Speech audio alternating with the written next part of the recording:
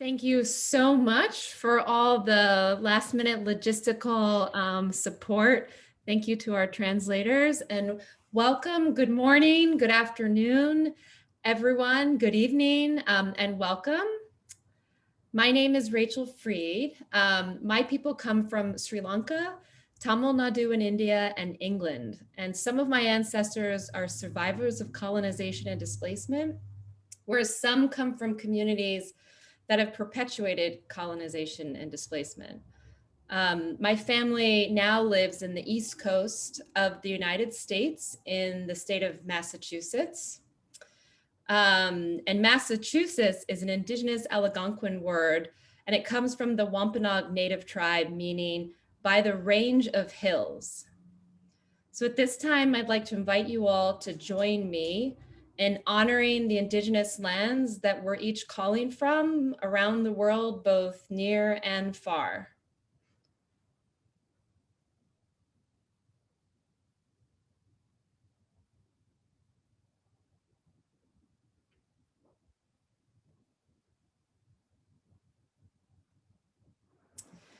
Thank you.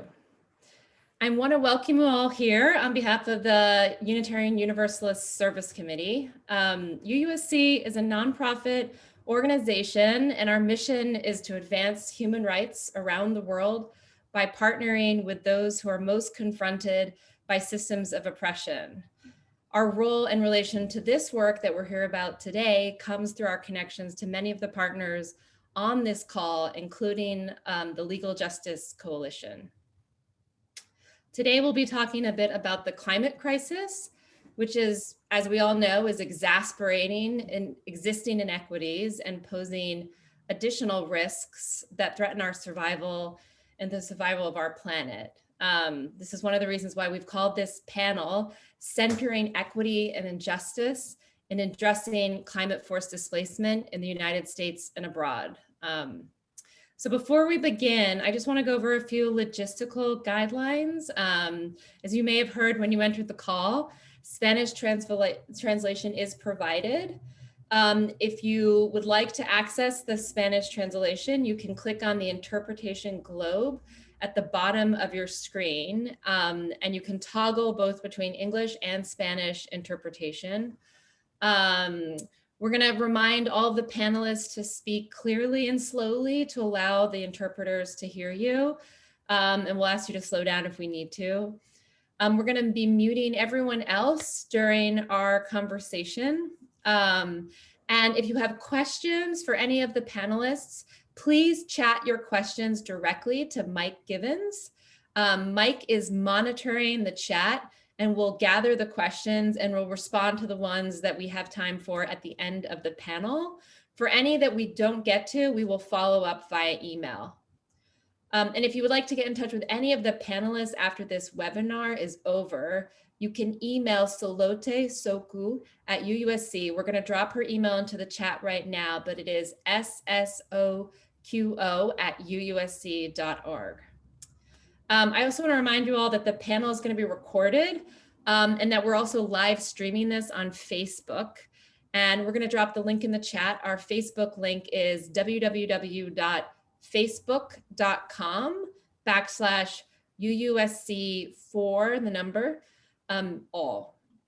And we will share the video to all participants and post it on UUSC's website after our panel today.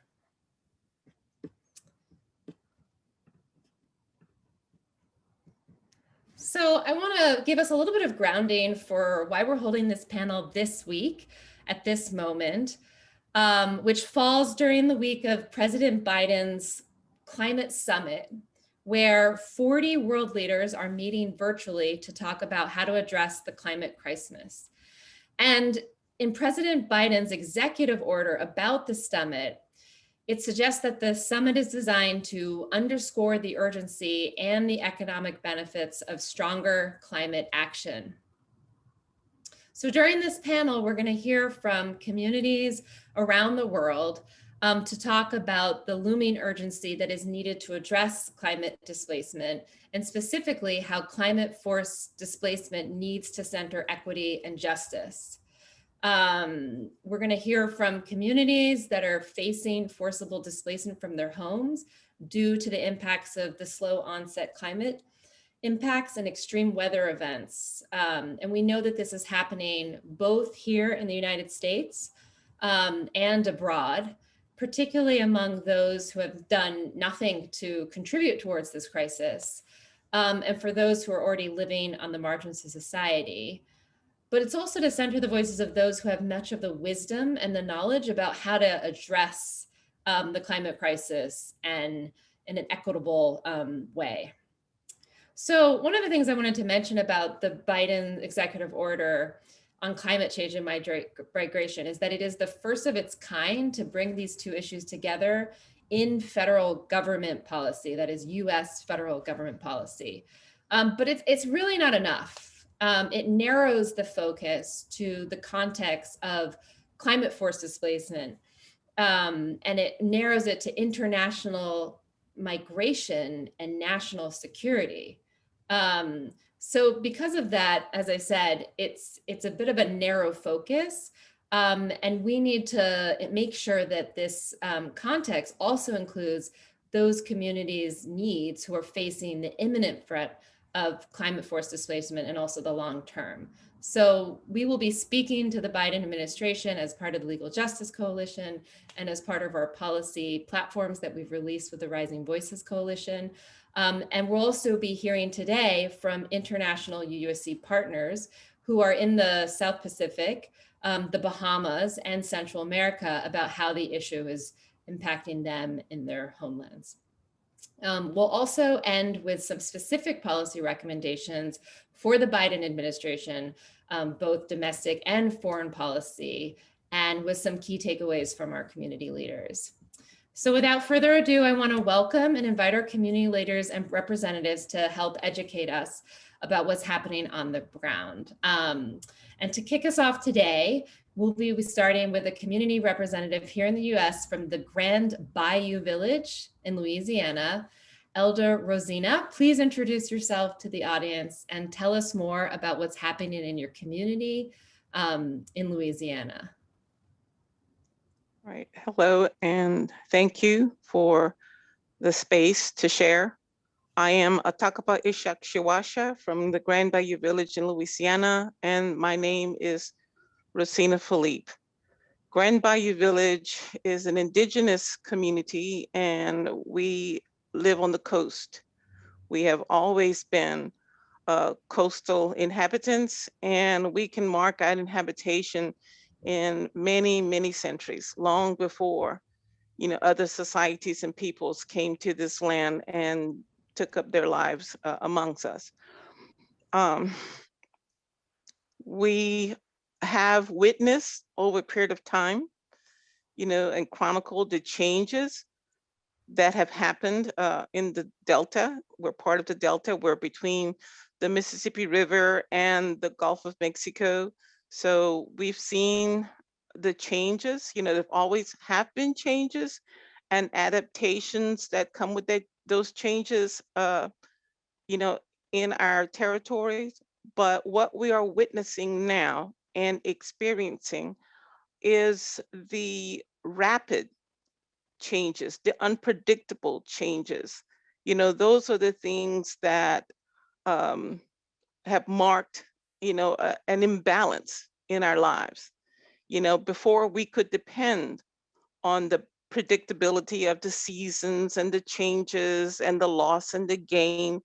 And there was a balance that we could rely on to continue our lives and our life way.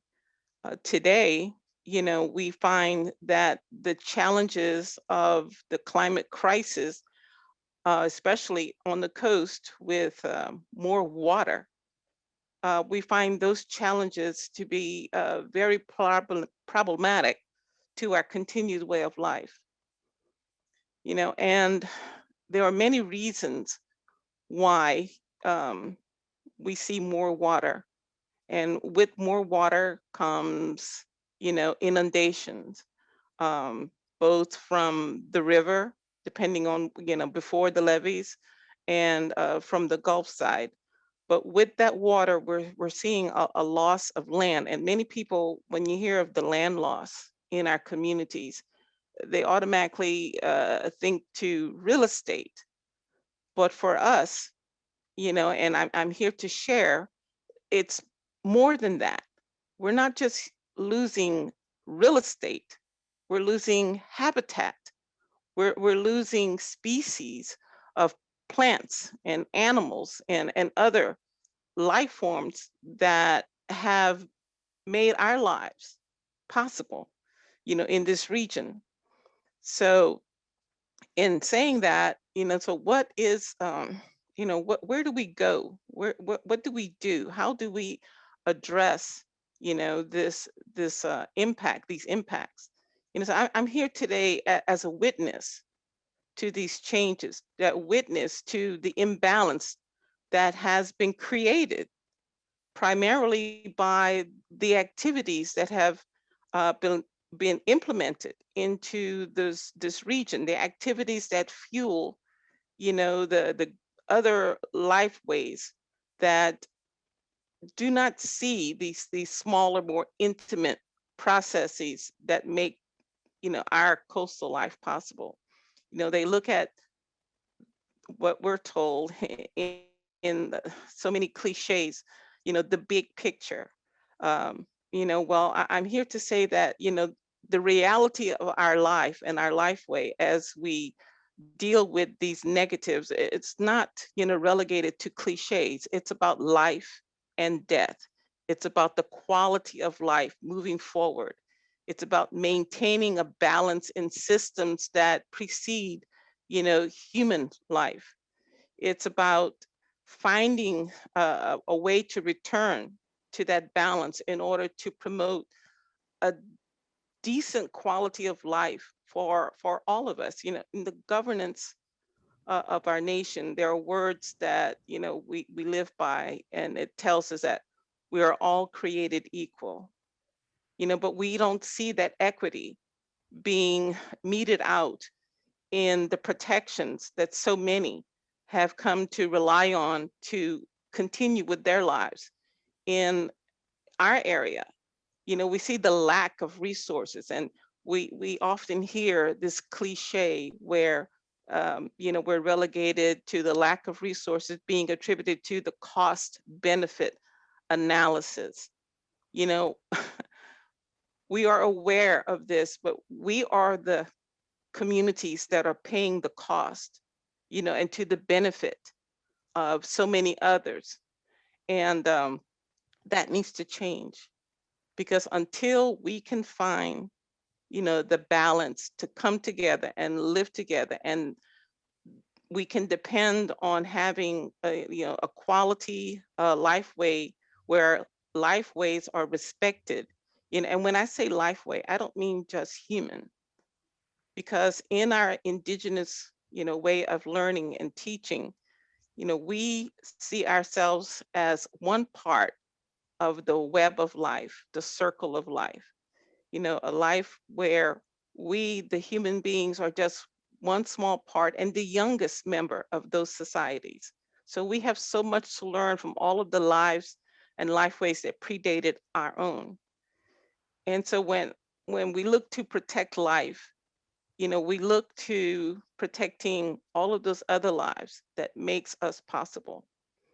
And the respect, in the pursuit for progress, I think we have left behind the respect for the natural processes, and it's in that lack of respect and understanding that societies have hardened their ways of living. And we see, as the climate rage around us, the detriment of that perspective. So until we can look back and try to return, that balance to our ways of living and how we interact, not only with each other, but with, every life form on this planet, I think we will all continue to lose. And in communities like Grand Bayou, we've been tagged as frontline communities, communities where the first impacts are felt, and it has had, some, excuse me, detrimental effects on the way that we live, and we look for, the justice, in the lack of response that we get to, we see to our plight and to the challenges that we face on a day-to-day basis. We look for the justice where we see, billions of dollars in resources, are extracted from our territories, but yet just a fraction of, those resources are returned, to our our region in order to help to promote, our life way. There are so, there are so many things that can be done that seems to fall by the wayside. There are many in Louisiana today, there are many projects that are being proposed for the region, but these are projects with a tagline for, 50 years or 100-year.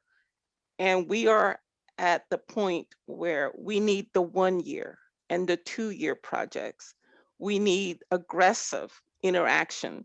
We need resources to be put into, efforts to maintain what we still have.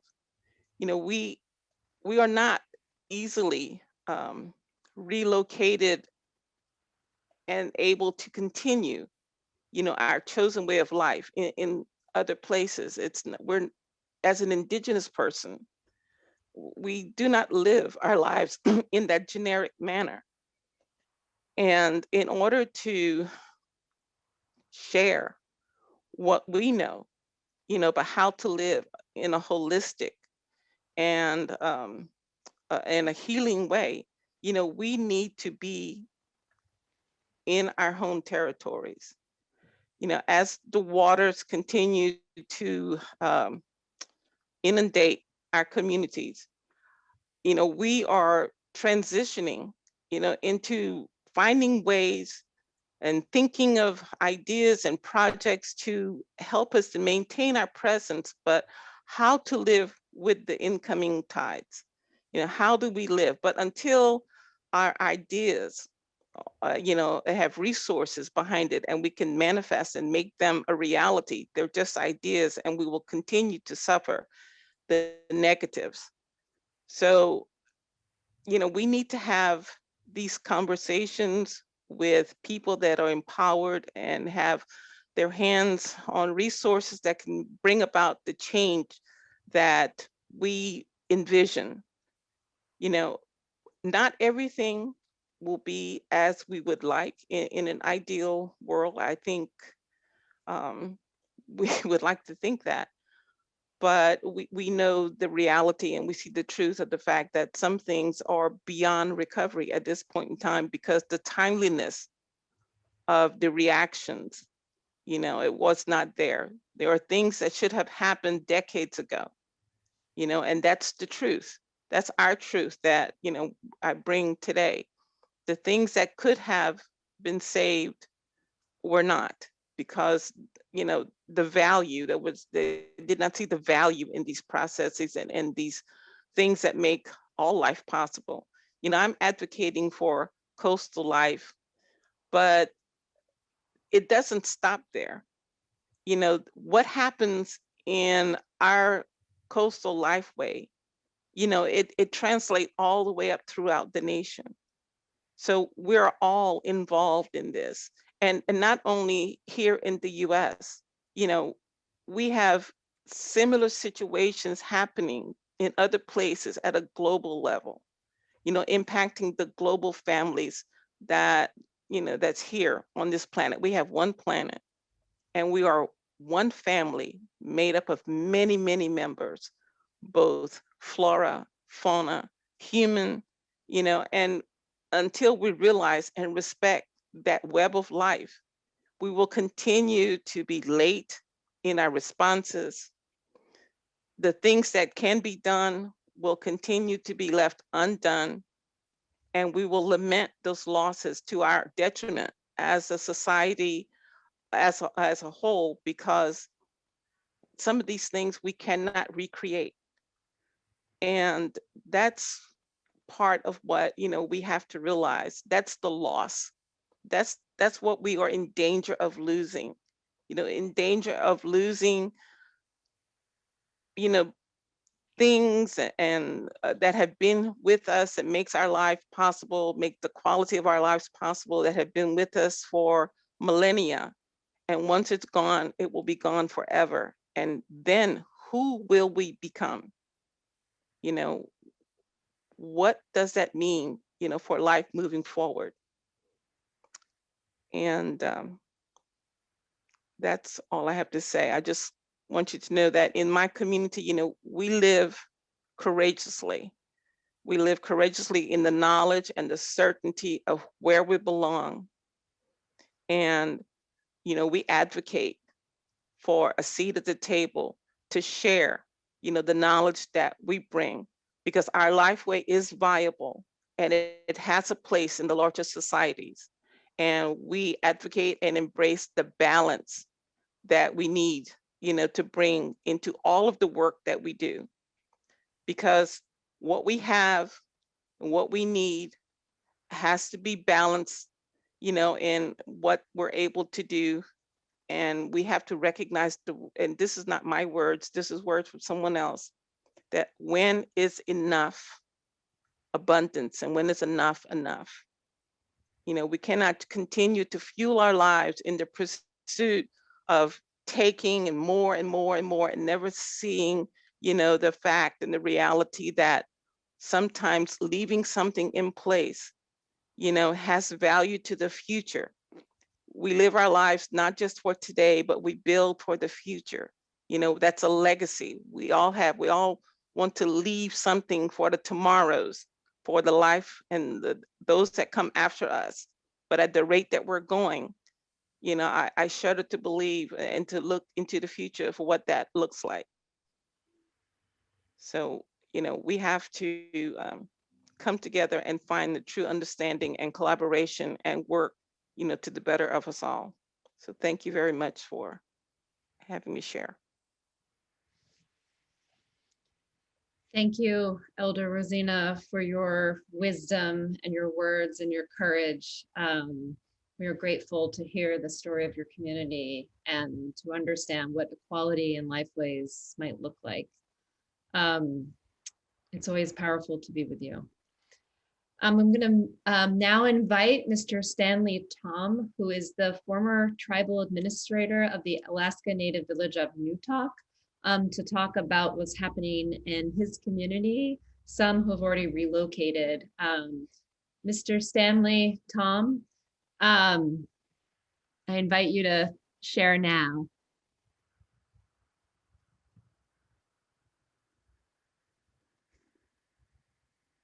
Just wait a minute. 1 minute while we connect with Mr. Can you hear me now? Yep. Okay, this is Stanley Tom. I'm the former administrator for Newtok Tradition Council, and I've been working for the tribe for more than 20 years. And the culture and heritage of the Newtok Tradition Council, we're the Yupik the village, and we are actively subsistent. We subsist most of our lives, and we have a strong cultural heritage with Nelson Island communities. And we've been living in the Bering Sea for more than 2,000 years. And we have like 5 villages in our area. We are called Kaluyagmid, or the Dipnet people. And we are also isolated from the outside influences, and we still retain our traditional and customs. And back in 1949, the village was relocated from the old Galavik village. It's 3 miles north of Newtok.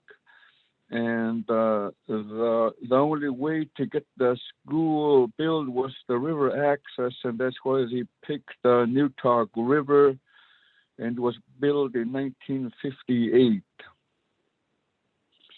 And they built the school at the Newtok River because it was more accessible.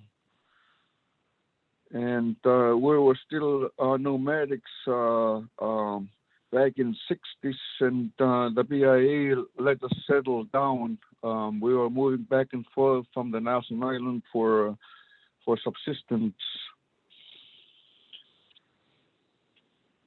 And the Newtok is being threatened by the advance of the Ningley River at a high rate of like 3,300 feet. That was recorded back in between 1954 and 2003. And our erosion rate was about 5,200 feet per year.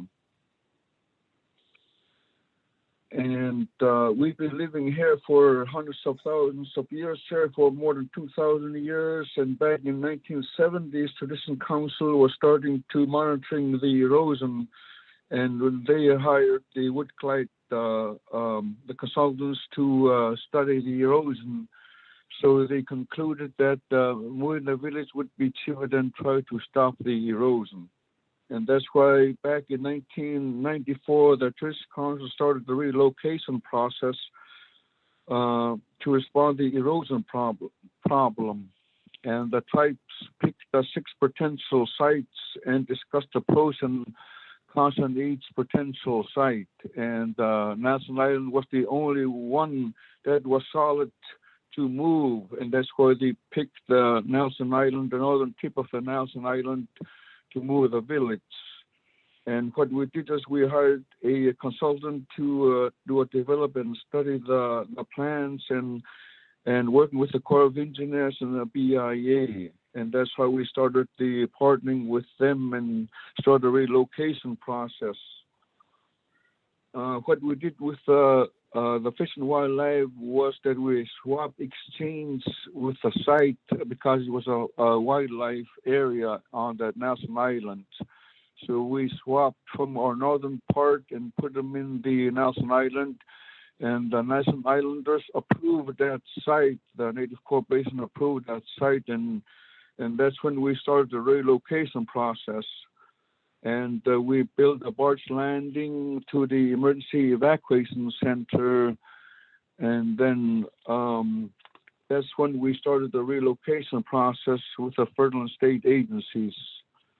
And we built, the state built about maybe 13 to about 25 houses now. And the other villages, the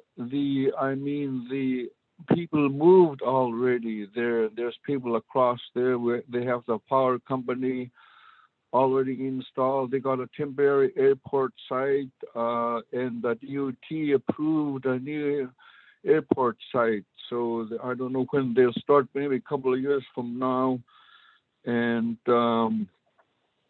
I'm glad we're moving very slowly, but the problem is the housing funding. We're lacking funding for the housing, and that's why we're still living at Newtok. And we're developing the community very slowly, but it's working. And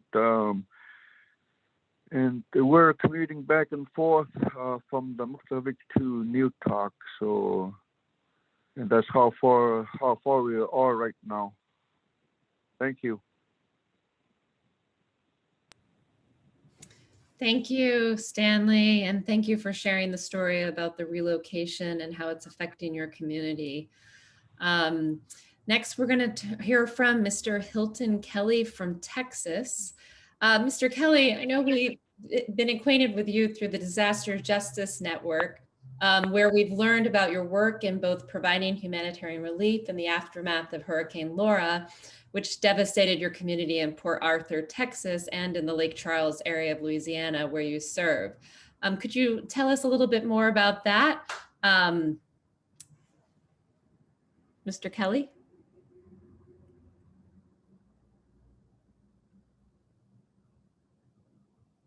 Yes, I was trying to get everything connected. Yes, I have lived in the Port Arthur, Texas area predominantly all my life.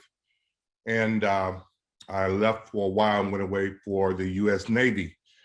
But returning back to Port Arthur, I'll get right to it. We had a disproportionate number of hurricanes, which started to plague our communities, starting in 2005 with Hurricane Rita. Port Arthur, Texas is home to many large refineries and chemical plants, which dump tons of carbon monoxide, benzene, other toxins that lend to our ground level ozone. And with the ground level ozone, of course, when you have ozone from industries being dumped from different countries from all over the world, it has a tendency to create a somewhat of a shield. Whenever the sun comes in and starts to warm the planets, then what happens is the sun can't escape because of the ground level ozone, thus creating a climate change. And this is what we're starting to see now, and it's starting to impact people in such ways to where it's impacting our homes. We're seeing chronic flooding. We are seeing people being seriously displaced, and we're just losing our whole way of life. And that's why it's critically important that we do what we can globally to try to address this issue. Because yes, we're seeing it here in America, the United States, but we're seeing it in other parts of the world as well, like India, Africa, where we're having drought, California, where they're having major fires every year, disproportionate number of fires. And it's up to us to do what we can to try to turn this paradigm around. I'm hopeful that it is not too late for us to stop the impacts of climate change or reduce the impacts, but yet we have to start now. As stated earlier, we should have started this fight many, many years ago, but because of political leaders in key areas, they decided that, it wasn't real. They tried to sell America and people around the world that it wasn't real. The US under the Trump administration pulled out of the Paris Agreement, which I believe was a serious mistake. We're very, very happy to see the Biden administration back in office and taking the helm and doing what they can to turn things around again. I think the Biden and Kamala administration have done the right thing by getting back into the Paris Agreement. And they're looking at ways in which to create equity in underserved, polluted communities like West Port Arthur, for instance.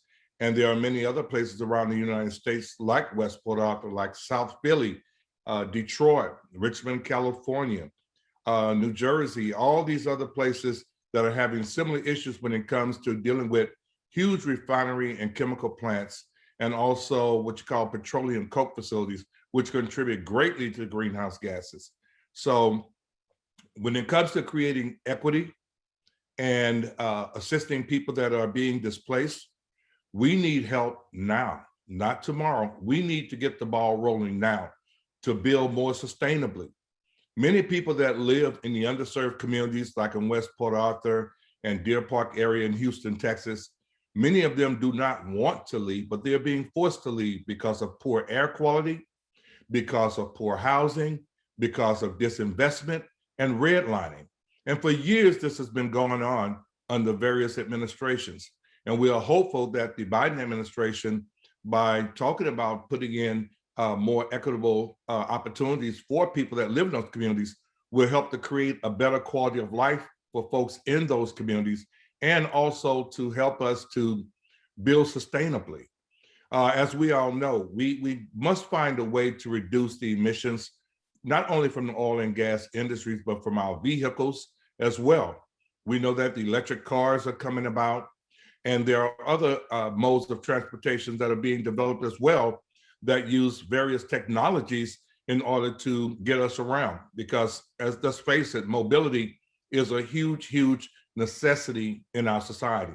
And that's what connects us all, being able to communicate through the internet, being able to get to each other by different modes of transportation. Well, I feel that electrical energy created by the sun, created by the wind power, hydropower, and there are electromagnetic ways in which to create this as well. All those technologies should be explored and enhanced. And I believe that our government, state and federal, should get behind those technologies and people that are developing those technologies to help push them further along so that we can do better at reducing our carbon footprint, thus reducing the impacts of climate change and turning those dynamics around. People's lives are at stake. I mean, back during Hurricane Harvey, my home was flooded with 3 feet of water. So I am too a witness of climate change. I remember a time when we could go to the beach called McFadden Beach, only about maybe 15 miles from here. And we could take I-82. We can no longer take I-82 because the sea level rise have taken it over. And when I was a kid, back in 1968, 67, I remember the beach. We had about 40 yards of beach, but now the beach is gone because of sea level rise. It is real. And we are seeing it here on the coastal areas in Port Arthur, Texas, and up and along the coast all the way into Florida. So we must do everything we can to change this around, because if we continue to allow climate change to be a major issue without addressing it, then we're going to find ourselves all fighting for small pieces of land. We're going to find ourselves fighting for water because of the droughts that are going to take place. We're going to find ourselves fighting for the resources that are going to be really scarce. And then what kind of nation will we be? So we'll be incumbent upon our president and our vice president to continue to push their initiative forward when it comes to addressing climate change and also equity in the disadvantaged industrialized communities. Thank you. Thank you, Mr. Kelly, and thank you for sharing with us about the way that you've responded and served the communities in Port Arthur, Texas for equitable relief, and for sharing your personal story as well. This was an excellent cue for us to shift to talking about how to bring attention to these issues to the Biden administration and what they might do. So on that note, I'm going to invite Aran Zazou from the Rising Voices Coalition to speak next. Aran Zazou, I know that we've worked together on this policy brief to address climate force displacement in the United States to support communities like Elder Rosina's and Stanley Tom's and Mr. Hilton's, and others like them who are facing these issues. Can you tell us briefly about the main recommendations and what you're hoping to see from the Biden administration? Thank you very much, Rachel. Thank you. And it's such an honor to be with all of you here today. Thank you for this opportunity. Yes, so there were several community coalitions that have been convening for quite some time. One is the Rising Voices Working Group for Relocation and Site Expansion. When the Biden administration won the presidency, he quickly, made very vocal his statements in support of doing something about the climate crisis, climate emergency, as some people like to call it. And he very quickly issued 3 executive orders that we kept an eye on very closely and monitored. One was, of course, the Executive Order 14008, tackling the climate crisis at home and abroad. And then the second being Executive Order 13985, advancing racial equity and support for underserved communities through the federal government. And so we took that as a call to action, that those executive orders really was a herald call to those working on the front lines, those working in collaboration with communities like Ms. Rosina's. And so building upon decades worth of lived experience, or hundreds of years of lived experience, and as Mr. Stanley said, communities in the United States have already been relocated. And so we wanted to bring these 3 different groups together. Your group, Rachel, UUSC, the Rising Voices Working Group, and the Lowlander Center, which represents more than 35 individual contributors to this policy brief, and 3 of these community organizations. And so we wanted to make sure this policy brief got out within the first 100 days of the Biden administration, in order to give very concrete, specific recommendations that are very doable, for the administration to consider. We weren't quite exactly, we thought that we could give recommendations to the administration to shed more light, as you said, to domestic US-based relocation and site expansion efforts, and also in situ adaptation efforts that communities wanted to do. So let me just quickly give you an overview. And if Ms. Salote could put in the chat again the link, the very wonderful landing page that UUSC has set up for us, which is so clear, so easy to follow, that has the 5 solution recommendations and has a policy brief, a 1-page policy brief, the full policy brief that's about 6.5 pages long.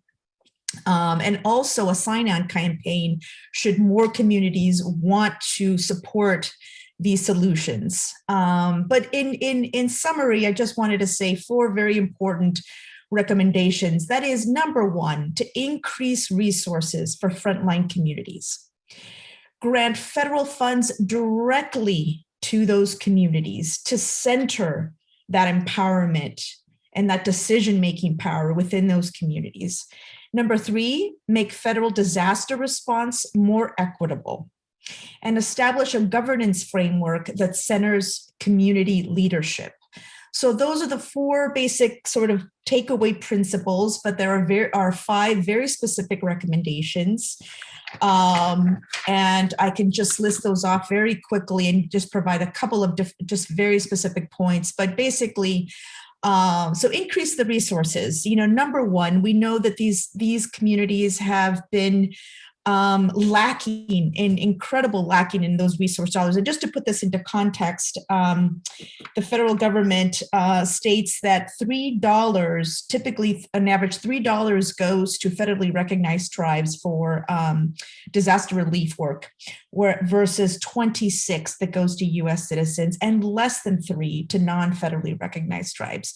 So there's a very stark contrast there in resources going to frontline communities. And again, grant federal funds directly to communities. They're the communities that most know what needs to happen for their own communities. Often there's a lot of bureaucracy, a lot of red tape in accessing these funds, right? And especially those communities that have the least resources don't have the capacity to be able to access those funds who most need it. Number 3, making Fema more equitable. There's some very specific recommendations to amend the Stafford Act with respect to adding especially the slow onset climate change events that we've talked about, sea level rise, permafrost melt, and other slow onset events, so that presidential disaster declarations can be made based on those slow onset climate change events. And so that FEMA then can act quickly and help those communities upgrade the needed infrastructure. And then the last one here is, or 2 more to go, is establish a just response to support adaptation in place and or relocation, and establish a human rights governance framework. So I would just invite everyone to please go to this landing page where there's very specific actions that can be taken. It's doable together with both congressional and executive actions. These are the types of recommendations that are coming from the bottom up, specifically to meet the challenge addressed in those executive orders by the Biden administration. So thank you so much to all of these communities that have informed this policy brief and recommendations. And I really encourage everyone to please review them and to sign on if you agree with those recommendations. Thank you very much. Thank you, Aranzazu. It's been a pleasure working with you and the Legal Justice Coalition and the Rising Voices Coalition. Our pleasures too.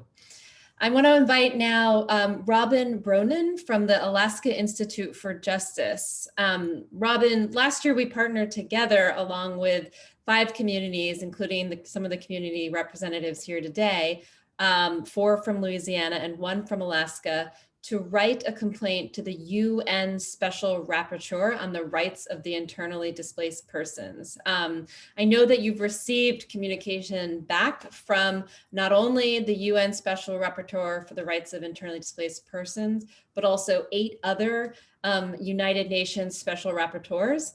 And we want to know, hear from you, what did this complaint need to happen? What did it say? And what do you want the Biden administration to do? Well, thank you very much, Rachel, and everyone here today for sharing your expertise and wisdom. I'm angry and heartbroken because I know that the tribes and Hilton have been advocating for decades for their right to be protected. And here we are now in 2021, hoping that the Biden administration finally steps up the plate and do what people have been asking to do for such a long time.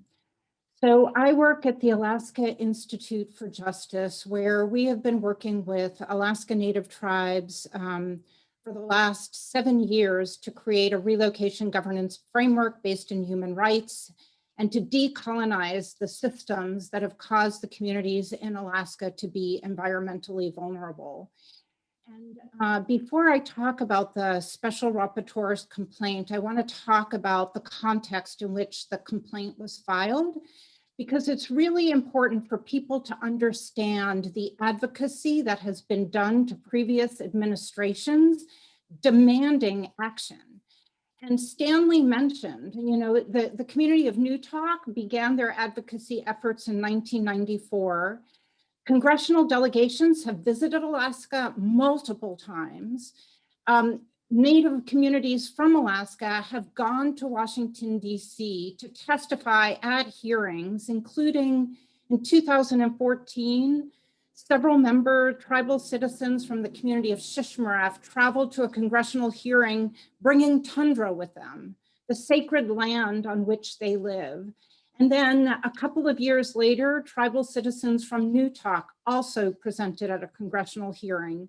There have been numerous federal government reports. I will not list them all, but the most recent one was just published last year. And it was from the US Government Accountability Office, and talking about the need to create a climate migration pilot project. And all of the reports document the need for federal leadership, the lack of federal leadership, and pretty much begging the federal government to step in and do the right thing so that the communities on the front lines of climate impacts get the resources that they need. And unfortunately, it hasn't happened yet. I'm hoping with the Biden administration, it does. And so we, on behalf of the 5 tribes, and of course with the tremendous support from UUSC, we filed a complaint with the special rapporteurs. We primarily focused on the special rapporteurs on the rights of the internally displaced, and also on the rights of Indigenous people. But as Rachel mentioned, we included also the special rapporteurs on the right to clean water and the right to food and the right to adequate housing and the right to eliminate racism. And we filed the complaint alleging these human rights violations that are being caused by the climate crisis and the failure of the US government to act. And both Rosina and Stanley mentioned the consequences of the government's failure to act. So in both communities, the US government decided not to protect the communities in the places where they are. In Louisiana, the levee system specifically excluded the community where Rosina lives. And in Stanley Tom's community, the federal government decided it was too expensive to build a seawall to protect their community. But then no resources have been provided to assist these communities to adapt to the climate crisis as they want to adapt. So we allege these human rights violations, and the special rapporteurs decided to take up our complaint, and they issued a letter. They actually sent the letter to the previous administration, and seeking a response within 60 days. The letter was sent in September of 2020. The administration had until November of 2020 to respond. The administration did not respond.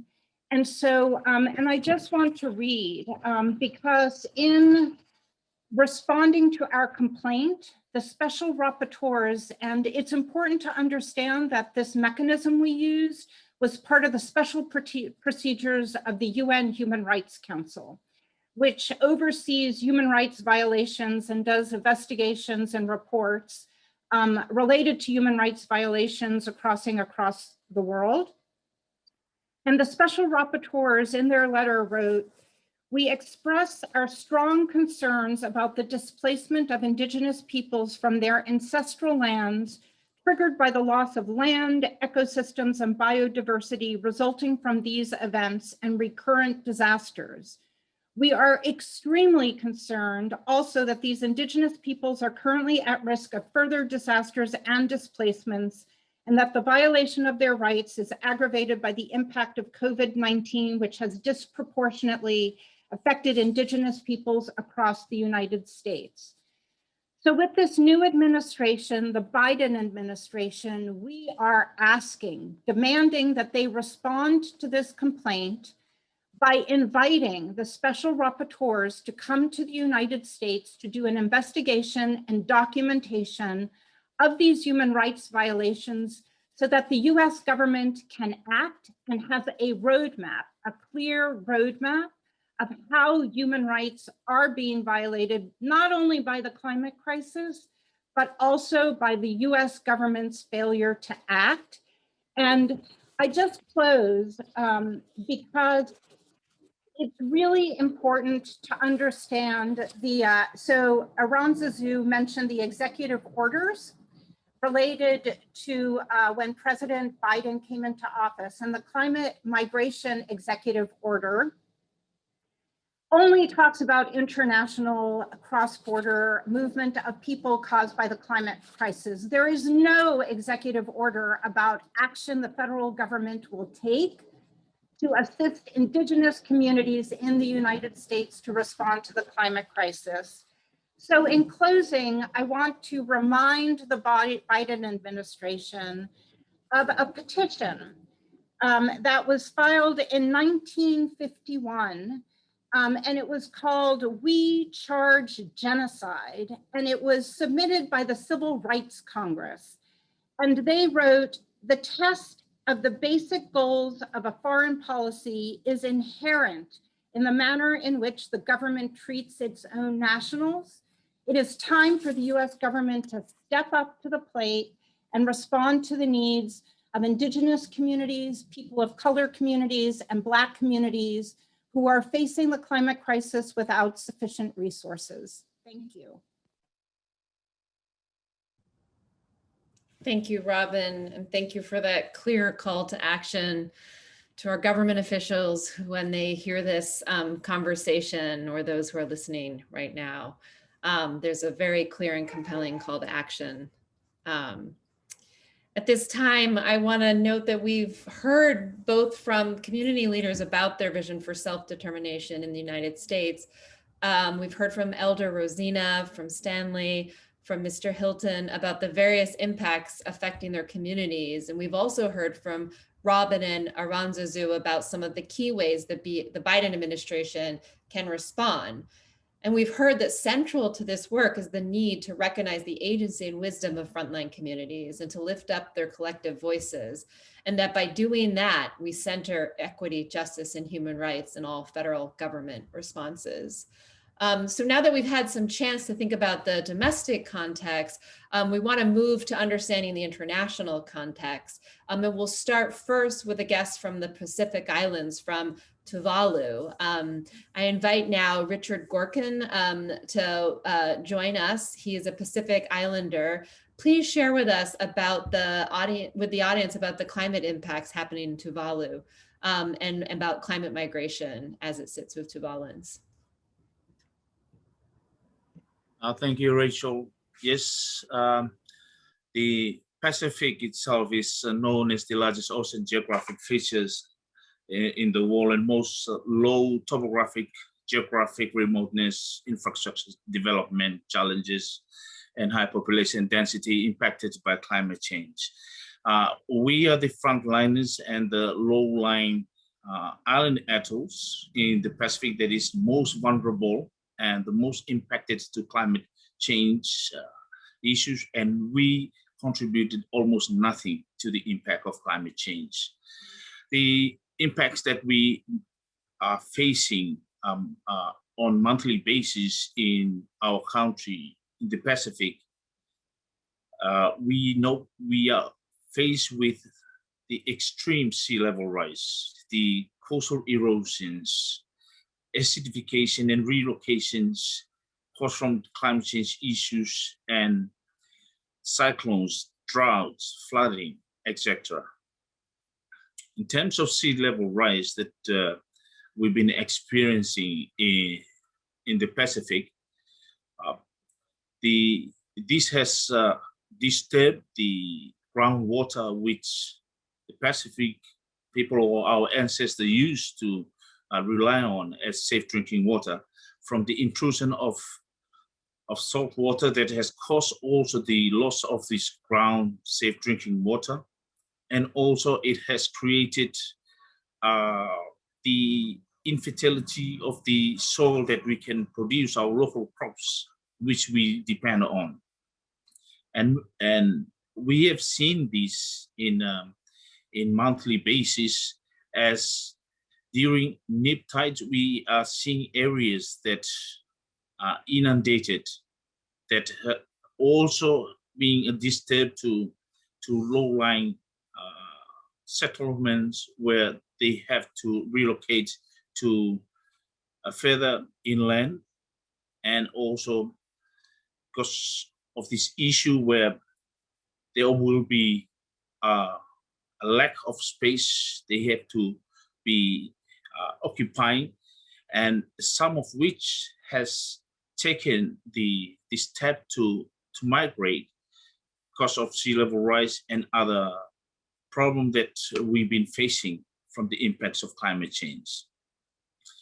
Severe cyclones that coincide with a strong storm surge has also created a lot of erosions to our coastal areas. And it is said also that during the cyclone Fema, as I may relate, that the severe swells that we've been facing in the country has also disturbed the burial sites, which also been washed away or been eroded by these strong swells. And these are also parts where we are connected with our heritage and also the past of our country.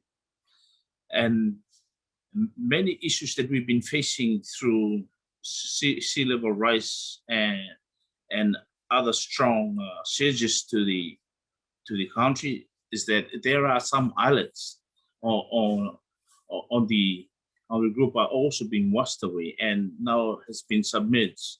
And you can only see those islets when we have a very low tide.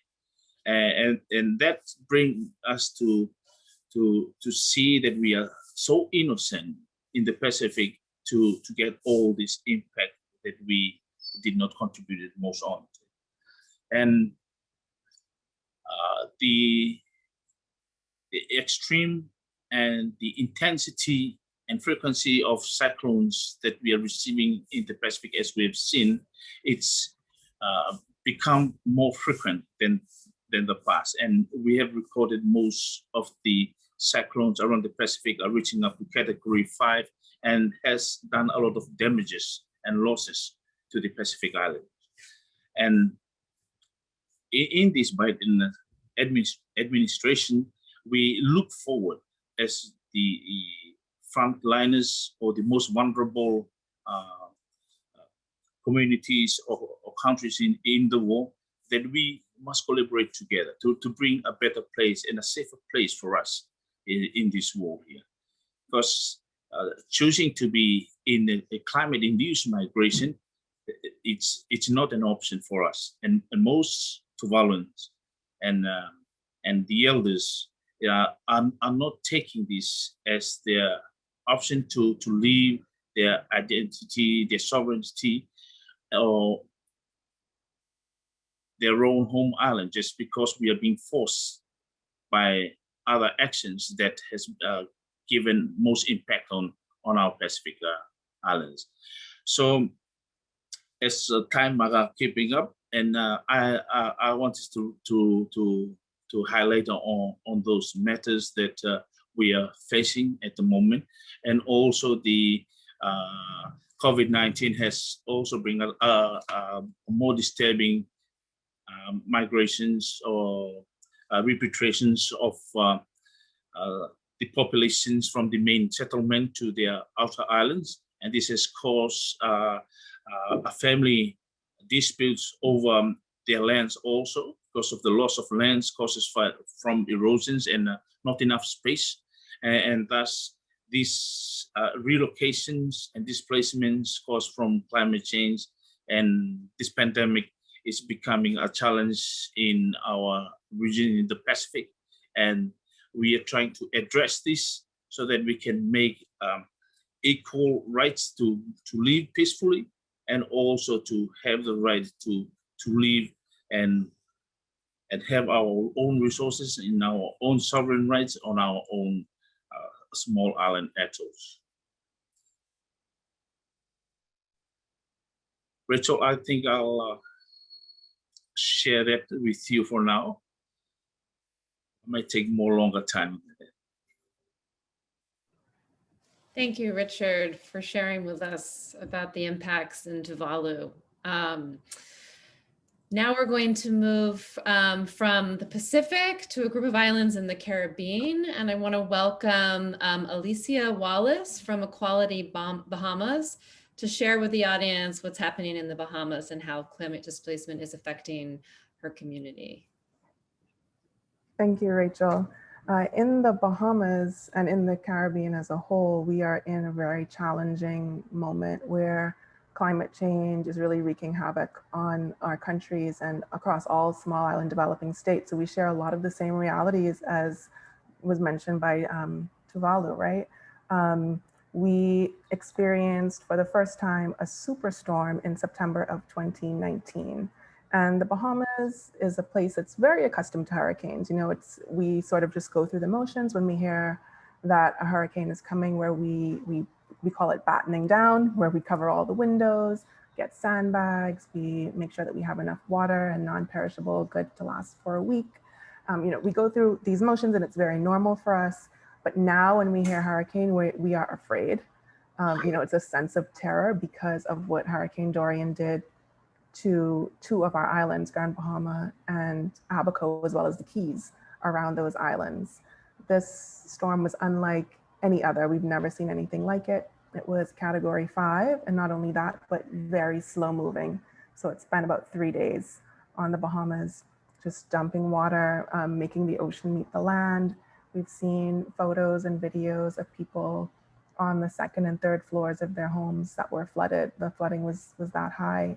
People waiting for the eye of the storm to be able to hopefully swim to a nearby place where they can seek refuge. Hearing stories of people who opened their homes to dozens and dozens of people to just cram in because it was a safe and a dry place, maybe on slightly higher ground. And following that hurricane, Equality Bahamas shifted its focus to be a little bit more on issues of climate and environment, because we're an organization that focuses on women's and LGBTQ people's rights. And, you know, women and LGBTQ people also happen to be two of the most disproportionately affected groups of people by climate events, by disasters. And we realized that people would be looking for assistance. So we partnered with another organization, Lend a Hand Bahamas, to open a hurricane relief donation center. So we worked at the National Art Gallery of the Bahamas, which was very kind in letting us use the actual gallery space to collect supplies. And we did that for a little while. until people found out that we were collecting donations and they actually started showing up looking for help. So we quickly sort of expanded our operation to also become a distribution center. And at this location, we were helping people, probably about 200 families every week, with food packages and then everyday hygiene kits, clothing, tools and equipment to take back to the islands for those who were going back to try to repair their homes, to clean them up. Lots of baby products. Those were the highest, I think, requests that we had. Food, items for babies, particularly baby food and Pampers, of course, as well as wipes, and menstrual hygiene products, which is usually one of our areas of focus anyway. So we saw firsthand that women are not only disproportionately affected, but take on the challenge of assisting their own families and their own community members. So of the people coming into the National Art Gallery of the Bahamas for help, scores and scores of people every day, I would say there were probably 95% women.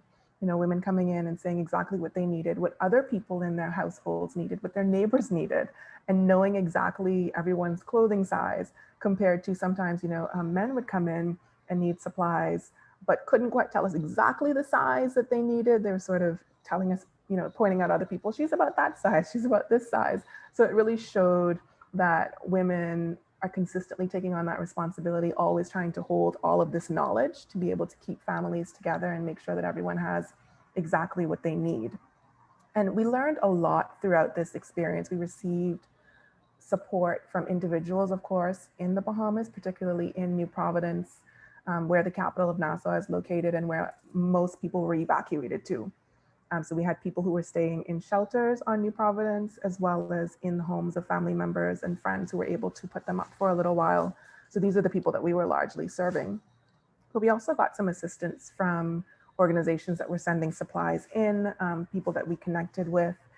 And one of the things that we noticed is that our disaster relief is not very environmentally friendly.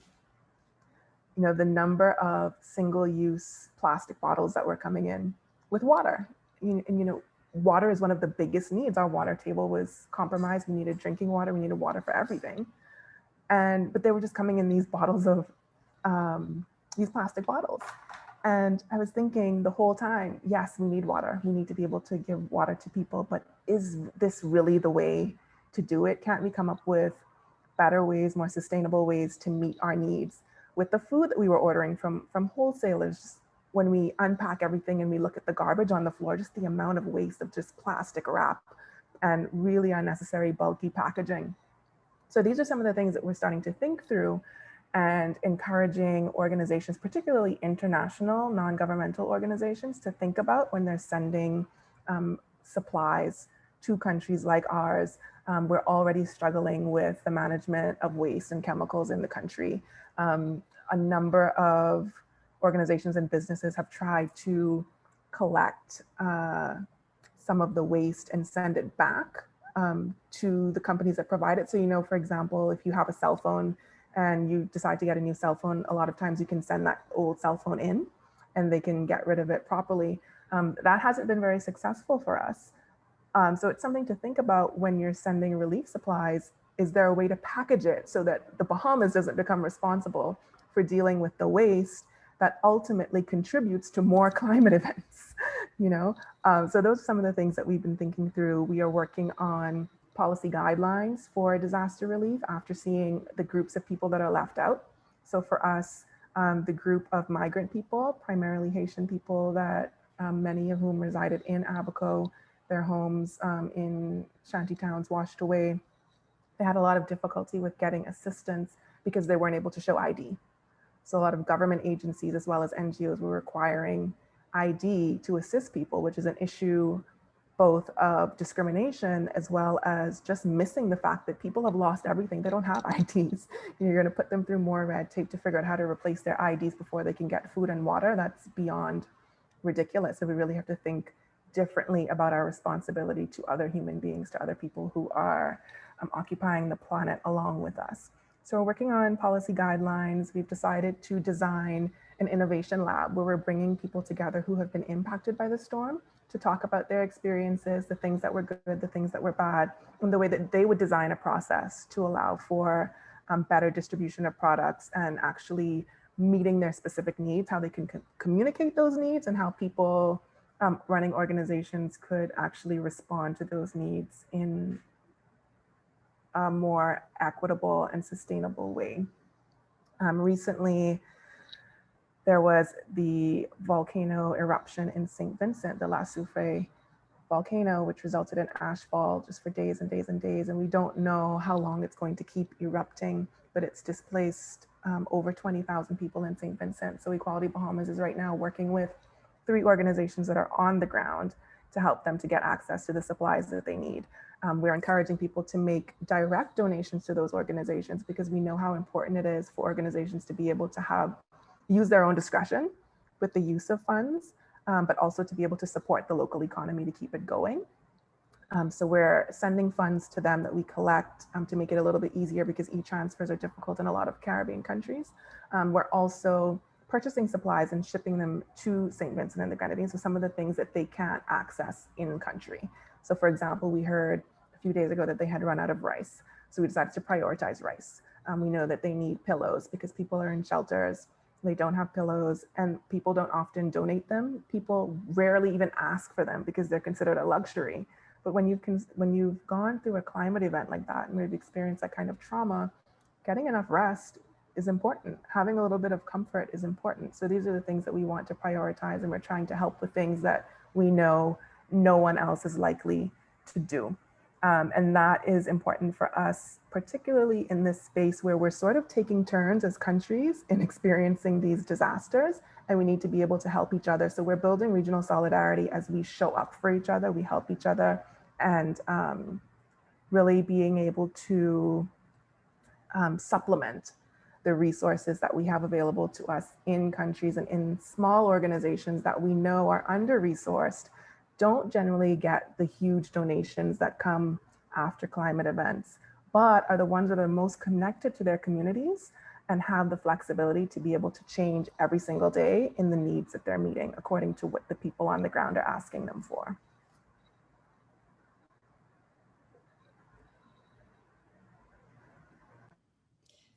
Thank you, Alicia, for helping us both draw the connections between climate events and the complexities of equitable relief, and for your partnership.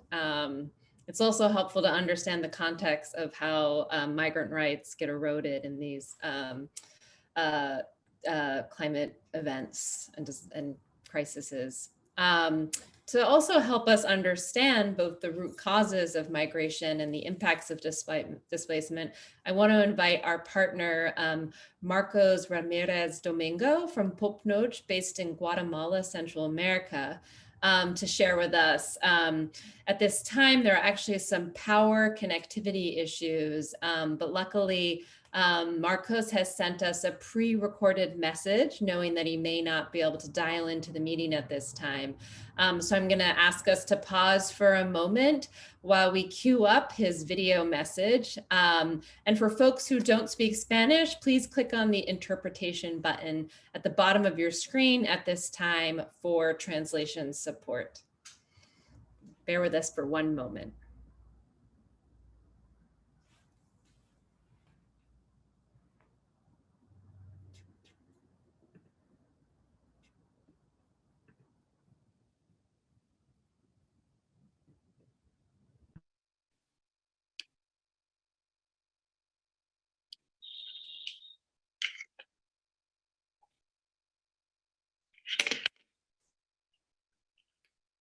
Gracias por la invitación a esta actividad virtual.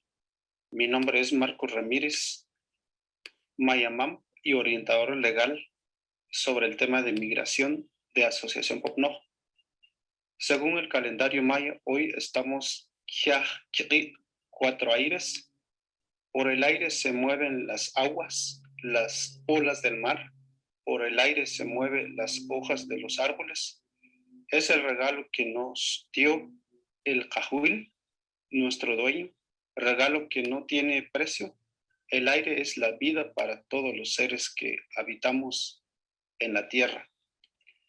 Pero también, así como el aire nos da el oxígeno que respiramos, también puede ser destructivo y arrasar con las viviendas y cosechas.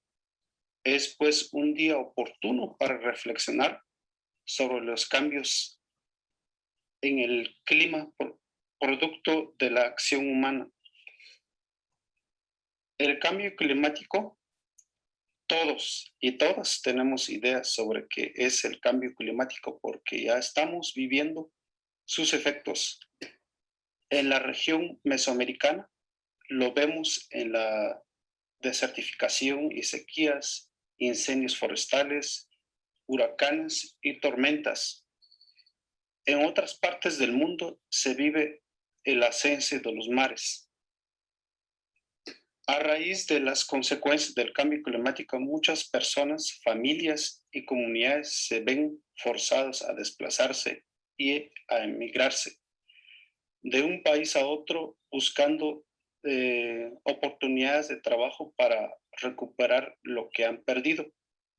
Tal es el caso de un señor de la comunidad de Siete Cerros del municipio de San Pedro Necta, Huehuetenango, que había perdido sus cosechas por derrumbes y deslaves provocando por la tormenta Ágata. Entonces se fue a México a trabajar un tiempo y luego siguió el viaje para los Estados Unidos. Así como estos casos, hay muchos más. Los pueblos indígenas tenemos una relación estrecha con la madre tierra, la que debemos de fortalecer. Sin embargo, los problemas del cambio climático tienen que ver con la separación que como humanidad hemos tenido de la madre tierra, propia del modelo económico dominante, al verla como un recurso a explotar para cumplir la riqueza.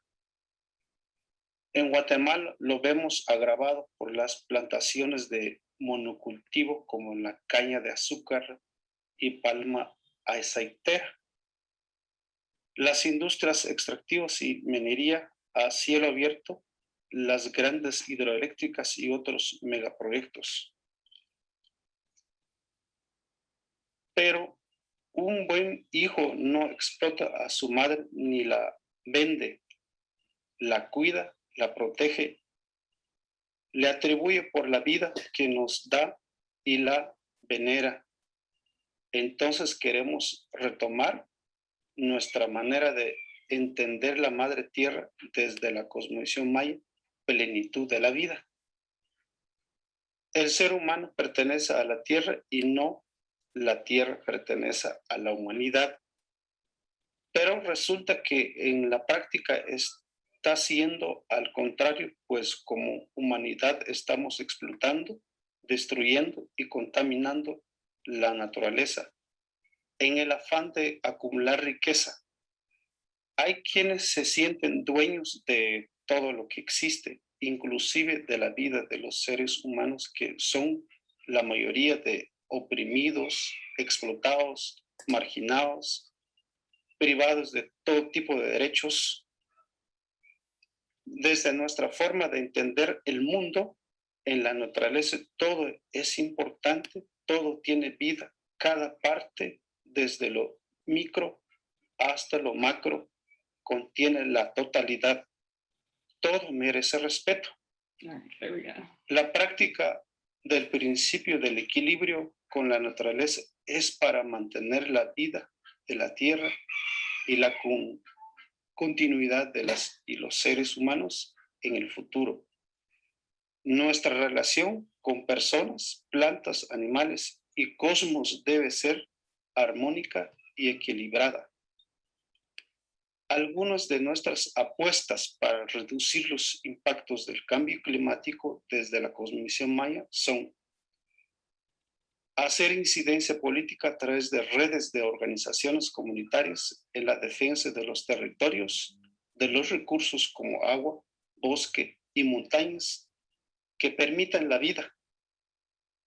Los estados deben crear leyes y cumplir convenios internacionales que imiten las actividades de las empresas e industrias que emiten gases de efecto invernadero y les obliga a reciclar lo más posible. Apostar a una agricultura orgánica sostenible para asegurar la seguridad y soberanía alimentaria. La agricultura sostenible tiene una filosofía y técnicas que ayudan a contrarrestar los impactos del cambio climático, como conservación de suelo, de agua, diversificación de cultivos y elimina el uso de agroquímicos que contaminen el medio ambiente. Recuperar nuestros saberes ancestrales con nuestros principios, valores y prácticas que permitan nuestra convivencia e interrelación fraternal con las plantas, los animales y la diversidad de la humanidad para sentirnos y hacernos uno solo con el universo. Muchísimas gracias.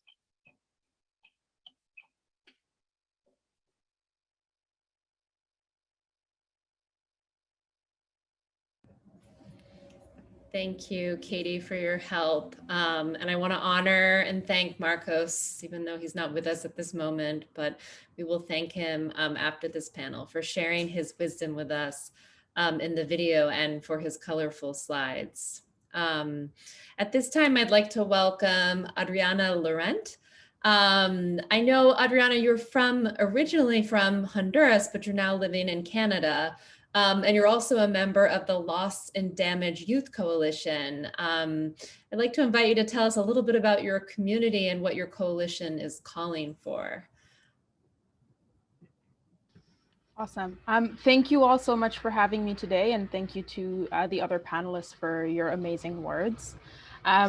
And I wanted to start by sharing a little bit of a story of my home community in Honduras. In recent years, we've seen a lot of really alarmist headlines talking about the border crisis with a lot of xenophobic and racist undertones. And as Harsha Walia explains in her new book, we are not in a border crisis, we are in a displacement crisis. And for today, I really want to use the time that I have to discuss how climate change is exacerbating these existing factors of displacement and highlight why we need to address the root causes of the crisis. And I'll talk about the Lost and Damaged Youth Coalition in a second. Honduras has been facing several overlapping crises over this year. We're dealing with the impacts of climate change, both through slow onset disasters like droughts, as well as rapid onset disasters like hurricanes, on top of the consequences of a US-backed military coup in 2009. And after the coup in 2009, we saw an increase in militarization and policing, which only led to more violence and more displacement. Honduras already has extremely high rates of poverty, food insecurity, and violence. And these are the factors that have been forcing people out of our communities for years now. When we're talking about climate change and displacement that comes from it, we cannot ignore the impacts of imperialist and neoliberal policies that have been displacing people in Central America for years now. And to speak more specifically on the impacts of climate change more recently, in November 2020, we had two massive hurricanes, Hurricane Eta and Hurricane Iota, category 4 and category 5 respectively. And they were both less than 2 weeks apart. And these hurricanes really, really displaced so many people. And this is on top of a global pandemic. And similar to what Alicia said, where we are used to these hurricanes and we're used to preparing for them, but the hurricanes that we've been experiencing recently are far too powerful for people to adapt to and prepare for. Just to give an example, some people in my community only had minutes to escape the flooding by going up on top of their roofs. So it really is a life and death situation for so many. And there's so many seniors and folks with disabilities who have more difficulty in doing these things because of mobility issues. Thousands of people lost their homes, hundreds of farmers lost their yields from the floods. So many people had to evacuate to emergency shelters that were set up by churches, for example, because our government failed to support people during this crisis. The impacts were disproportionately felt by families below the poverty line, by farmers, by folks in rural areas, by Indigenous and Afro-Indigenous communities, as well as folks of marginalized genders. This includes women and trans folks as well. And combining the existing factors of inequality and displacement through land grabs for foreign development, high rates of poverty and food insecurity, and state violence on top of the impacts of climate change during a global pandemic is making Honduras increasingly unlivable for people. And migration is the only way that some folks are seeing to be able to adapt to this. It's really not an option, it's forced displacement. And in January 2021, shortly after the hurricanes in November, we saw a migrant caravan in the thousands mobilizing their way up north, only to be violently blocked by militarized police at the Guatemalan border. The response to this crisis of forced displacement, including climate-induced displacement, cannot be to further militarize borders. This only serves to make people's journeys more dangerous and deter them from migrating, even though they are legally entitled to claim asylum in other countries. And to kind of talk about some of the options that we have to address this, I think to me, first and foremost, we need to mitigate the climate crisis as much as possible. Honduras used to have a dry and rainy season, and now it feels like it's just become one extended drought followed by the hurricane season. And we know that this crisis is primarily caused by resource extraction and the fossil fuel industry. Therefore, we need a just transition away from this now. And we also need to hold the fossil fuel industry accountable for making tremendous profit off of the exploitation of our lands and our people all over the world. In the context, more specifically in Central America, in terms of some of the options we have to address these issues, we also need accountability from countries like Canada and the US, who have invested in damaging industries like mining. This has also polluted our lands and our waters. These damaging industries of resource extraction are also further accelerating the climate crisis. And the US is also supporting the increased militarization in the area. As I mentioned before, this is not a solution to the crisis we're facing. It only adds to the violence. And all of these issues are deeply interconnected and mutually reinforcing as well. From a financial perspective, we also need accountability now. And as I mentioned before, I'm a part of the Loss and Damage Youth Coalition. And one of the things that we're arguing for is to have support for loss and damage. And we need to have resource and access to funding for these issues. And loss and damage, for folks who might not know, refers to the impact of climate change that go beyond what people can adapt to. So this accounts for the cost of damage to homes, the cost of damage to communities, the incalculable toll and damage on life, on culture, and to connection to land, and to where we grew up.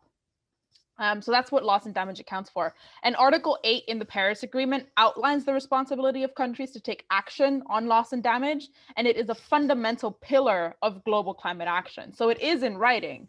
But despite signing on to this agreement, wealthy countries like Canada and the US, who contributed the most to causing the climate crisis, are still unwilling to provide the finance and the support needed to address it. And this money should go directly into the hands of people and communities who have been impacted. And just before I wrap up, I did want to also highlight the power of mutual aid as a response to crises. After the hurricanes, there was a huge gap in immediate support from both the government and international organizations. And so many Hondurans, including myself, organized international mutual aid projects that distributed funds directly from global north countries and put them directly into the hands of people who lost their homes or were impacted by the hurricanes. And echoing what Alicia said, especially into the hands of women. And this is something that I was doing in my hometown in La Ceiba, who's right on the coast. Who we were really, really hit by these two hurricanes.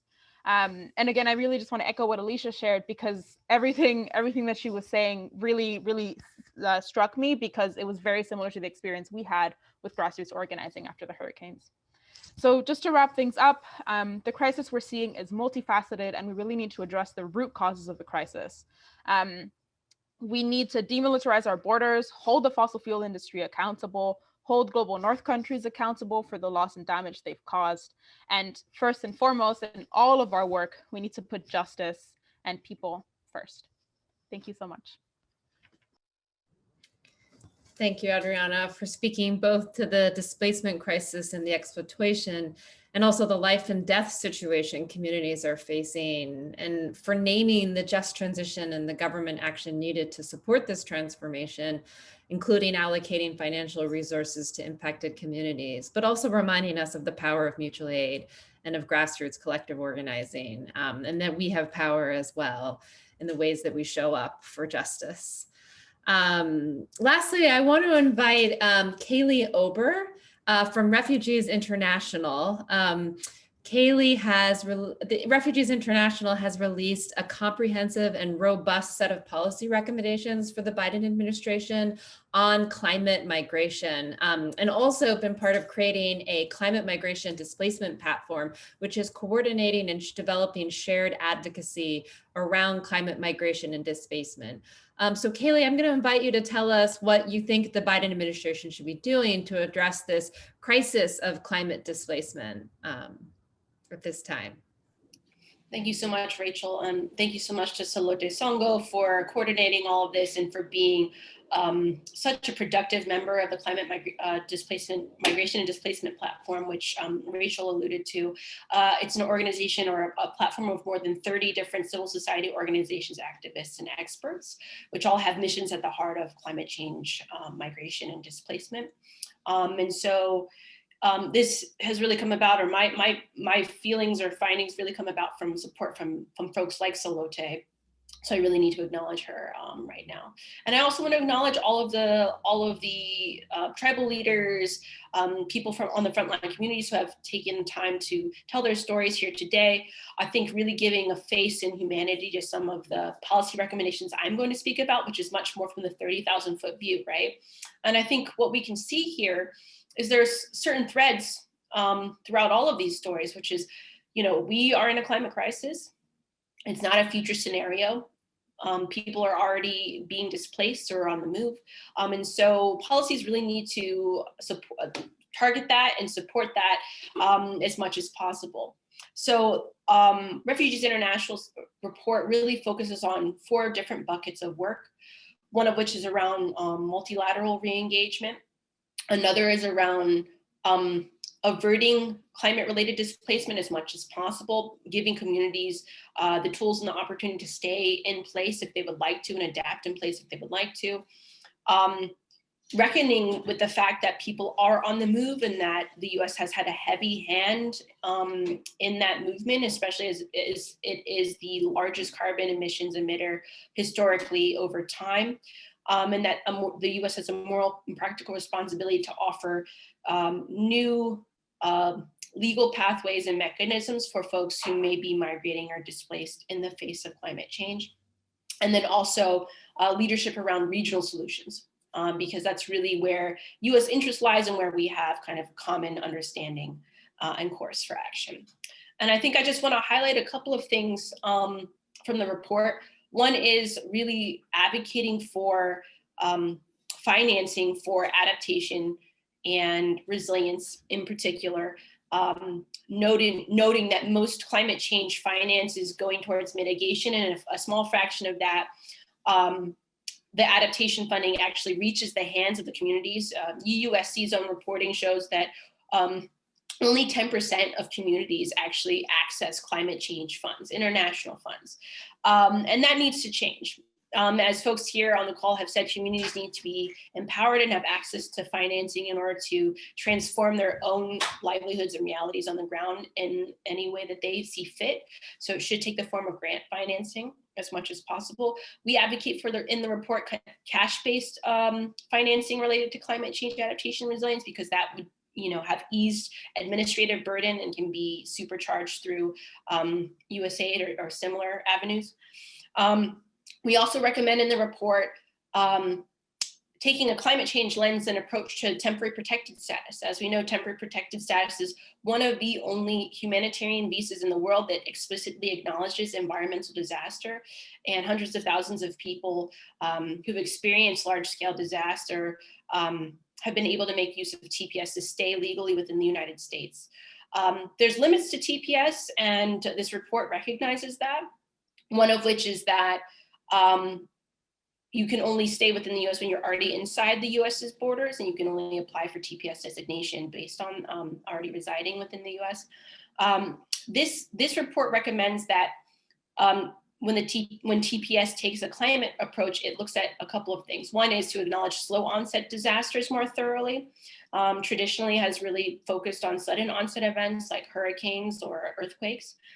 Another is to understand that climate change impacts are long-term and irreversible in many cases, to the detriment of people to be able to return home. And so to fast track folks who have existing TPS status in highly at-risk countries to be able to regularize and have citizenship status within the United States. It also recommends new pathways for people to be resettled within the United States, either through Congress and legislation like Ed Markey's Climate Change Resilience and Climate Displaced Persons Bill, for example, or through expanding the understanding of the 1951 Refugee Convention in line with UNHCR's recent legal considerations paper, which essentially argues that if you're a community or a certain marginalized social group experiencing climate change impacts and your government purposefully does not extend support to you, that can be tantamount to a form of persecution. So, you know, basically training up USCIS on that kind of new interpretation of that legal framework so that that expands as much as possible. And I think there's many other routes that we could go. But I'll just leave it there for now because I know we're running late on time. But I think what we must understand is we are in the midst of a climate crisis. People already are on the move.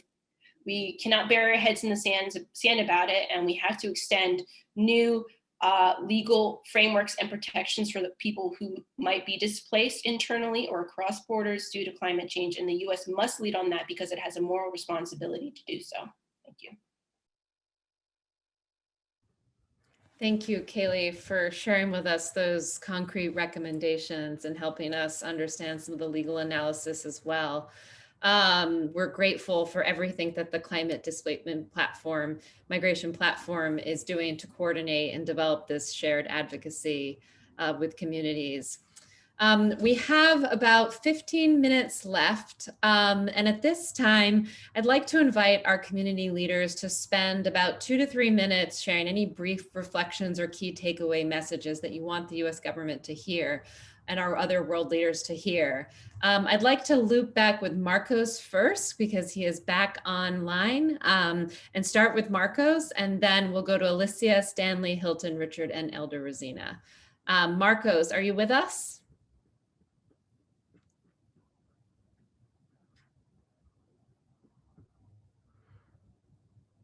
Okay, we may still be having technical difficulties. Marcos, are you able to join us?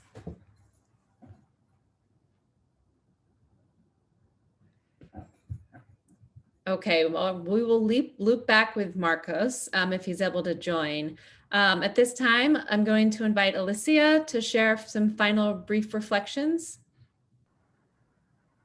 Sure. So my first recommendation for anyone who is engaged in disaster relief and climate-related work is to focus on feminist policymaking, making sure that we're centering and starting with the most vulnerable people and meeting their very specific needs. Because if we're meeting the needs of the most vulnerable people, then we're meeting everyone's needs.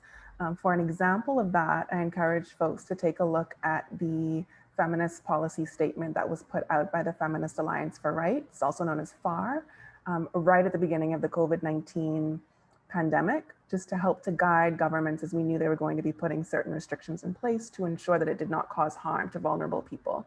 You can find that at tiny.cc/feminist statement. The second request is to look long-term and think sustainably about disaster relief. So not just thinking about the needs that people have now, but ensuring that meeting those needs don't cause further harm and contribute to more climate-related events. I'd like to see funders definitely increase responsiveness and flexibility, because these events happen so quickly and the needs on the ground change quite quickly. So sometimes as organizers, as advocates, as organizations, we might make a request to use funds in a particular way and find that in a week, someone else has met that need or a more pressing need has come up. And this is something that UUSC has been really great at, being responsive, allowing us to be flexible and to change our approach to meet those needs on the ground. And also not focusing so much on just numbers as a means of assessment, but understanding the quality of the work that's being done on the ground. More resourcing for grassroots organizations and prioritizing local and national NGOs. So a lot of times actors, particularly in what's considered the global north, might want to go through these international NGOs that just have a lot of red tape and they're not as connected to the community. Please, please, please resource the organizations that are already on the ground, that know the communities, that know the environment, and can actually be a lot more agile in responding. And they need the funding. They're already doing the work under-resourced, and they're going to take on more no matter what, because they have the heart for the community. So be sure to support them. And for those of us who are going through this, continuing to build solidarity within our countries, within our regions, and across thematic areas. So one example that I have is that on the ground in the Bahamas, we got support from Relief Corp. And I think Wanda's watching. Wanda is from Puerto Rico and has helped a lot with hurricanes and other disasters in Puerto Rico. And she really showed up for us, came to the Bahamas with so many supplies, and actually spent a few days with us in the center helping us. And when I saw what was happening in St. Vincent, of course, I reached out to Wanda again and said, hey, can Relief Corp help us? And they've been great with helping us with logistics and getting things shipped and ensuring that we can get things safely to St. Vincent, and also being able to stretch the dollar as far as possible. So building that solidarity and keeping in touch and building relationships with other people who are doing this work is incredibly important. And last but definitely not least is prioritizing care and rest for the people, especially the women that are doing this work every day. We show up, we do this work for days and days and days, weeks, months, long, long days. I can tell from my own experience of 11-hour days for months. And we might not be thinking about our own health and our own rest. And that's a space for other people to come in and say, hey, have you had a day off lately? Volunteers coming and stepping up, funders saying, hey, we know you do this as a volunteer all the time. Can we help you with funding to pay a stipend for someone else to be able to step in and do some of this work? So really thinking about that care and making sure that we're not just saying, take care of yourself, but actually providing the resources for people to be able to do that. Thank you, Alicia. Stanley, I'm going to invite you to share a few reflections and takeaway messages. Yeah, Stanley Tom here from New Talk. You know, we really need to move because the water quality is really bad here in New Talk, and we're still dumping honey bucket in the New Talk River. And we have inadequate housing. We're lacking housing. We can't build anything out here in New Talk. And the electrical lines are swinging. They're tilting. They're very dangerous. Even small kids can touch the live wires. You know, it's getting out of hand in New Talk, and we really need to move ASAP. But we're lacking housing. You know, if we have housing at the new site, we'd all be moving along. And hopefully we'll have some people moving across there this summer. And I hope we will move before the village sinks. You know, the elders been telling us that New Talk will sink. And some of these houses are actually sinking there. We have about 3-4 sinkholes that are developing. The old community hall is falling in. It's tilting, it's tearing up, and it's getting very scary out here in New Talk. And the flooding, you know, we're sinking like 30 minus feet from the sea level. And when we have a high tide coming in from the Mukhtarvik side, New Talk seems like it's under the water. So it's kind of scary out here in New Talk because we're living on a permafrost, 100% permafrost, and we can't do nothing about it. It's melting away. And that's my message to all of the people out there that's listening. Thank you very much. Thank you, Stanley, for your sharing with us today, and our thoughts will be with you in the coming months ahead. I'm going to invite now Mr. Hilton Kelly to share some concluding remarks. Yes, thank you. It's been a real pleasure listening to everyone from all over the world. It's been very enlightening, and I'm looking forward to being able to assist in whatever way I can, those island nations and South America, and also the South Pacific. And with that being said, you know, here in the Port Arthur, Texas area, on the Gulf Coast as well, we've been dealing with chronic flooding. As you all know, last year, we had an unprecedented number of hurricanes that hit the Gulf Coast. Port Arthur was earmarked for Hurricane Laura, but it went a little bit north and it devastated Lake Charles, Louisiana. And we are working with those folks in Lake Charles, Louisiana with repairing of roofs. We're getting tents to live in until their houses are repaired. It's in disarray in Lake Charles and also in Orange, Texas. But I would like to encourage our federal and state governments to look at ways in which they can get the resources on the ground to help people to build sustainably where they're at. Many choose to stay in their native homes. Many choose to want to keep their culture intact. And instead of feeling defeated and running away from the coast, we should look at ways in which we can create programs to help people that want to stay. If they want to leave, fine. But if you want to stay, help them to build sustainably.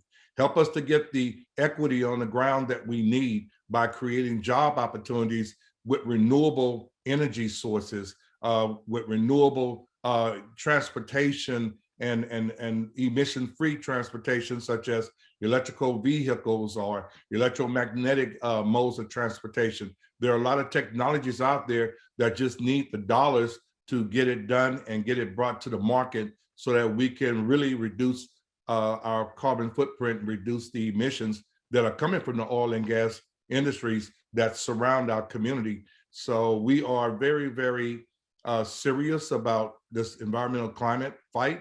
We must reduce our carbon footprint. People are losing livelihoods because of it. They can't grow food.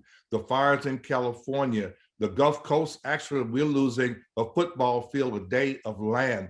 Therefore, we will all be pushed back off the coast, and that will create other systemic problems if we don't do something today. So let's continue to fight. Let's continue to push for the resources we need, and let's continue to advocate for climate change and the support of reducing the impacts of climate change. Thank you, Hilton. I'm going to move us to hear from Richard Gorkin from Tuvalu. Yes, it is our plea as vulnerable and the front line of the impacts of climate change that are frequently affecting us, the Pacific Island, small island atolls. We ask if the US can move or make a transition from fossil fuels to renewable energy, and also to assist and provide financial support and technical support for vulnerable communities like the South Pacific vulnerable communities in terms of rebuilding climate-proof infrastructures in a way that, as mentioned before, that not all Tuvalu will take the option as to migrate, as also to be losing their identity and live elsewhere, to have their new home elsewhere, which it's not their lifestyle and culture.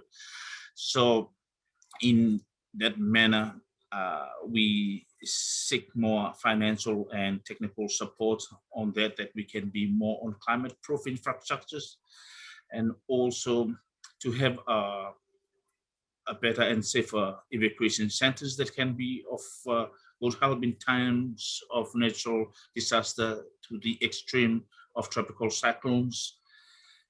And also looking at the agriculture sector, in which, as sea level has also disturbed a lot on the ground minerals, and which at times now Tuvalu has been in raised foundations of artificial agriculture, and therefore we need proteins or fertilizers that can able to grow crops to have a sustainable and consistent food supply on our food crops, and also the accessible into clean and quality water in terms of having a reliable salination plants that can provide fresh water from the seawater.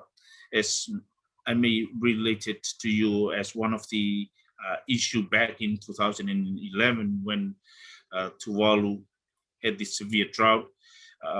The whole nation and also the main settlement were rationed with 10 liters of water per day.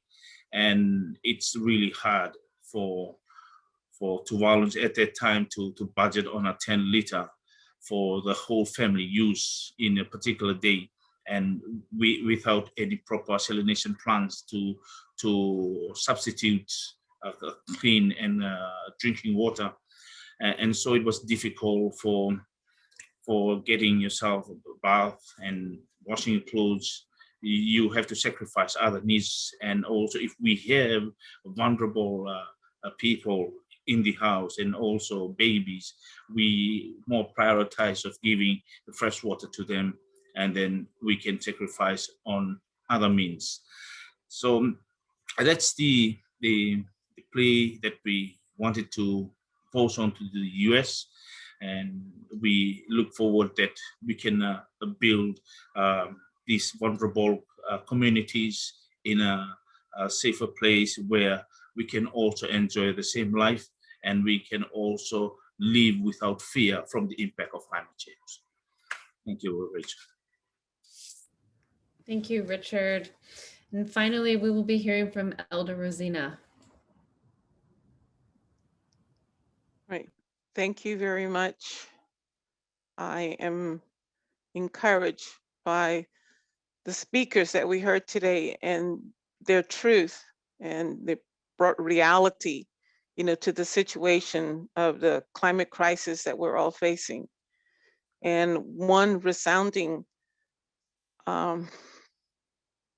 word that came through in all of what we heard today was a call to action.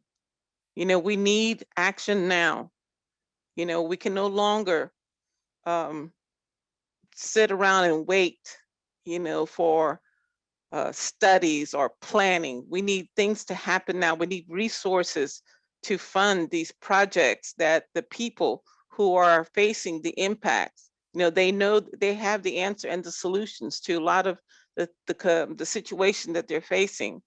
We need people to recognize that we talk about climate crisis, but it's about life and death and the quality of life and the right to self-determination for many of these communities.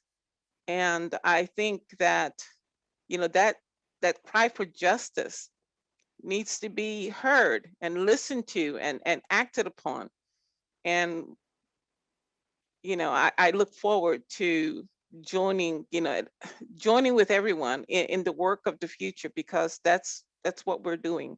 We're working today to secure the future for tomorrow. So I thank you, UUSC, and all of your partners, Lowlander and Rising Voices, and everyone that were on here today, and the truth, that's what's needed and in short supply. And in many of these, these conversations that we have. So thank you, and blessings. Thank you, Rosina. I'm going to ask us, those who can stay for one more minute, I'm going to invite Marcos. ¿Quisieras compartir algunas reflexiones finales?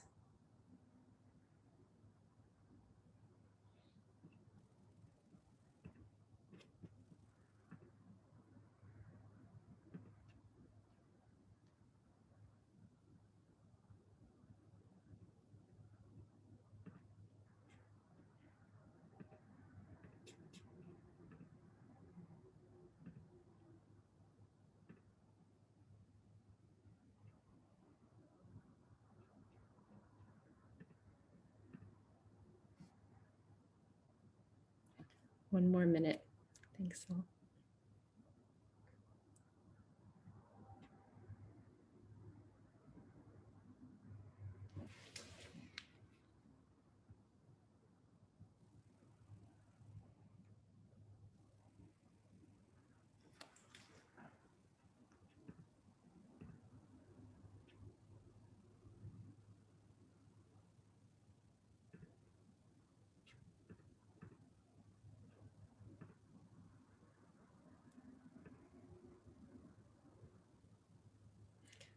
Okay, I'm going to move to conclude us because we are not able to hear from Marcos, but we will thank him for his time.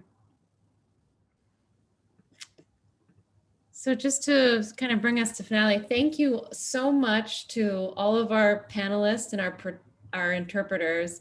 Thank you for helping us pull together this context and understand what communities are facing and what are some of the concrete recommendations we can do both in the United States and at the international level to address these issues of climate displacement. And as Adriana said, we're not in a border crisis, we're in a displacement crisis. And as Alicia said, we need to build regional solidarity while we're doing the work. And that forced displacement is actually happening here in the United States and abroad. It's a global issue that needs all of our hands on deck. So I just want to thank you all again. We don't have time for questions, but as Salote mentioned, we will follow up by email to address any of your questions. Again, I want to honor all of you for being with us today. I've learned so much. I know that all of our participants have learned a lot, and we are in deep appreciation and gratitude to you to be doing this work together with you across the globe and in solidarity. Thank you all again for joining us. Have a wonderful rest of your day.